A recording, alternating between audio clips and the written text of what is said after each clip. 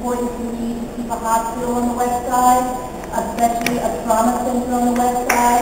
But I would really ask you to consider that if you have health problems, I understand it's hard to sleep at night, but if you have an emergency, you may not live to sleep the next night. So listen very carefully to community members who are telling you we need your support and we need this community board support in order to maintain a hospital for this community and reopen a facility in this community. I know the chair came to our organizing meeting and said CB2 stands strongly behind us, or will stand strongly behind us in fighting to reopen a hospital. We have been asking CB2 to stand with the community on this issue.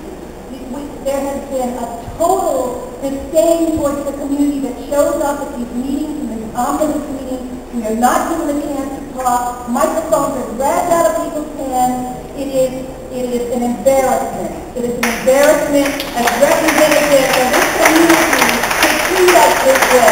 We are not in opposition. We are all in this together. I want to say one thing to give you an example. If you close the public school in this neighborhood tomorrow, if you close the library today in this neighborhood tomorrow, we would not have to prove to you that we needed a public school or we needed a library. You would have to prove to us that we no longer need one in order to maintain it. That's what we're asking you to do. We're not asking you to spend our money on a 2-year study to show us that we need a hospital. We know we need a hospital. We need your support.